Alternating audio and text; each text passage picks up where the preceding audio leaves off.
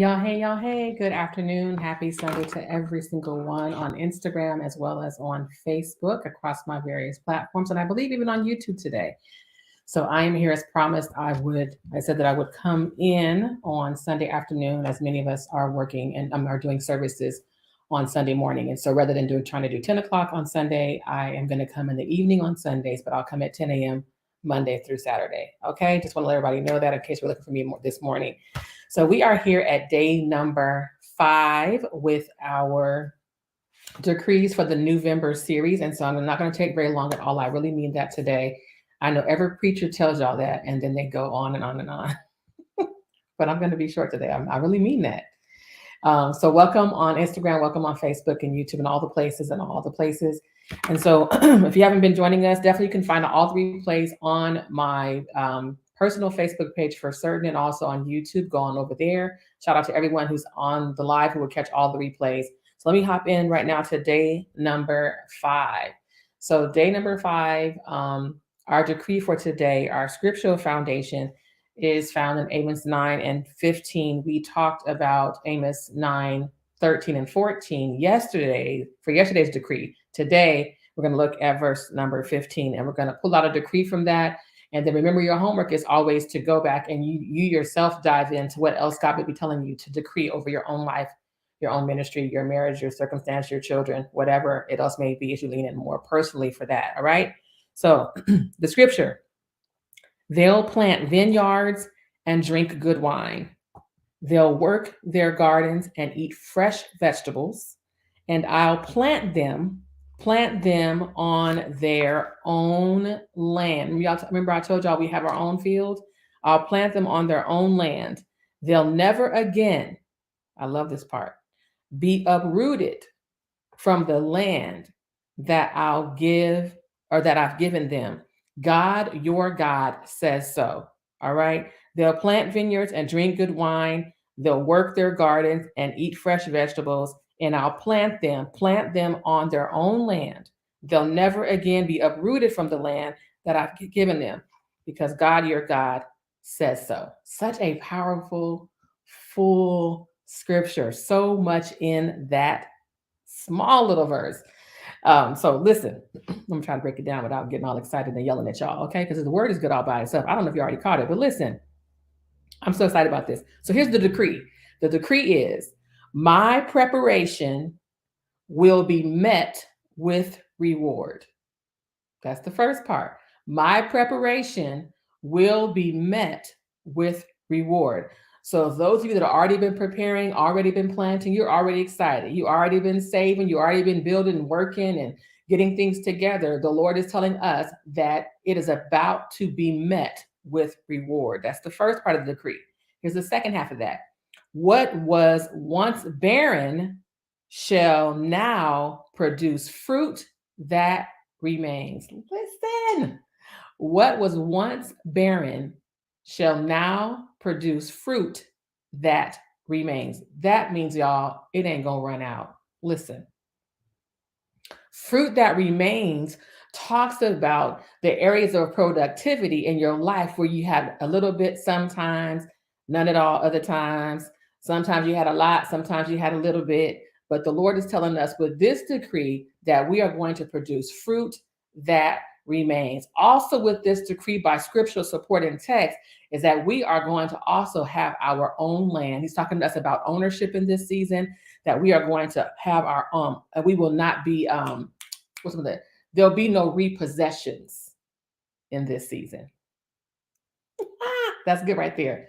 What God gives you, you will keep in this season. Listen, you're not going to lose it. You're going to keep your peace. You're going to keep your joy. You're going to keep your property. Listen, it's going to be fruit that remains, clients that remains, membership that remains, relationship that remains. Everywhere that you have sown into, the Lord is saying that the fruit that is produced in this season will be fruit that remain. Now, I could run around this whole office just on that part alone. Just on that part alone, I could run around this whole office, like literally. So, when you think about, like I said earlier, some of the other days when I was doing the decrees, I've been in ministry over 35 years. I'm 55 years old. I know I don't look like it. Thank you so much. But I am 56. I keep saying 55. See, I just had a birthday and I forgot. I'm actually 56. And so the reality is I've been doing this thing so long. So I realize that there are a lot of seasons that can be vacillating, that can be trying, that, seasons of betrayal, of being mishandled, misrepresented, misunderstood, all of those different seasons of having a lot and then not anything at all, seasons of prosperity, seasons of brokenness.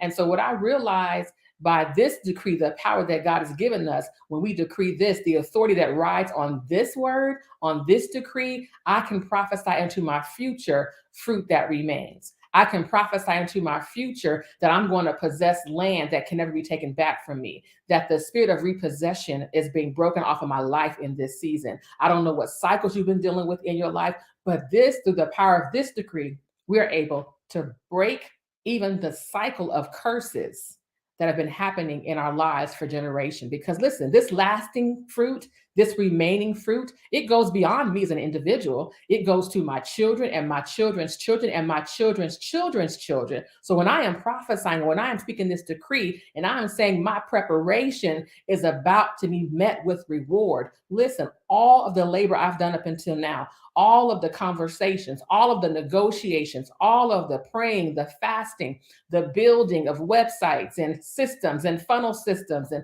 all that I have put into my business, all of the meetings, all of that, because it was a season of preparation. God is saying now it's about to be met with reward. Now, I don't know why y'all not chiming in on these here chats, on these here comments, because I know for a fact that that'll be blessing somebody right there. That everything that I have done up until now is about to be met with reward. That's the first half. That's just the first part of the decree, y'all. The second part is what was once barren, empty, non-productive, non-fruitful, because you can do some things that have not produced fruit. But the Lord is saying through the authority on this particular decree that what was once barren shall now produce that fruit that remains. And so that is the decree for today. I hope that you all are writing this down, that you're documenting. Now remember that we have homework, that we're not just decreeing words and say, okay, God, go perform this as a magician now and make these things happen because I said it. That's not the plan. The plan is that you will hear the decree, that you will sit down and you will literally sit in prayer and say, God, what are you saying to me about my life, about my areas that have been non-productive? What specific area is about to be fruitful? You need to understand, where is your fruitfulness about to come from, right?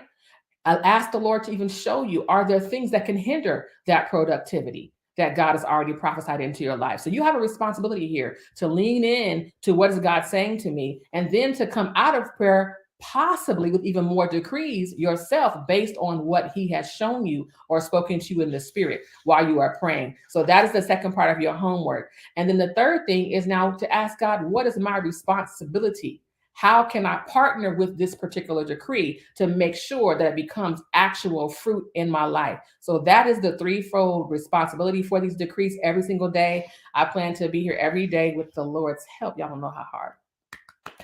Ooh, y'all don't even know. Every day in the month of November, I'm going to be here 10 a.m. during the week, and on the weekends, on Sundays in particular, probably between 3 and 4 after we finish worshiping and have dinner and all the things that we do as kingdom people. All right. So y'all meet me in the morning. I'm going to be in two places in the morning. I'm going to be inside of Clubhouse at 9:05 a.m. with my Kingdom Build Hers community. We're there every Monday morning at 9:05 a.m. with our Monday morning prophetic motivation inside of Clubhouse. Definitely meet us inside of that community. If you're a woman in ministry or business, you're going to want to be in that room on Clubhouse. I'm telling y'all, God meets us there every single Monday morning. And then I'm going to also be showing up live every day here at 10 a.m. during the week. All right. Before I go, I definitely want to remind you all that we have opened up early registration for When Sisters Pray on January the 20th, 2024. We have already opened up, and I'll drop this flyer on my face for a moment. On 2024, January the 20th, my co-host and myself, we will be in the city of Alpharetta, Georgia at the Phase Family Event Center. It is going to be a purposeful, powerful, prophetic praying, yoke destroying, delivering time of God. This will be our third year going in. And I'm telling you, the Lord is saying, go bigger, go bolder, go broader. That's the instructions on this. And so I want to make sure that you do not miss out. So early registration is open until November the 17th. So make sure that you act quickly, act fast, and get your hips in the seat, in the place, y'all. You want to be in that space. All right. So that is literally all for now. And I'll see y'all on tomorrow morning. Make sure that you are inside the KBH community. That's what we call the Kingdom Builders Club.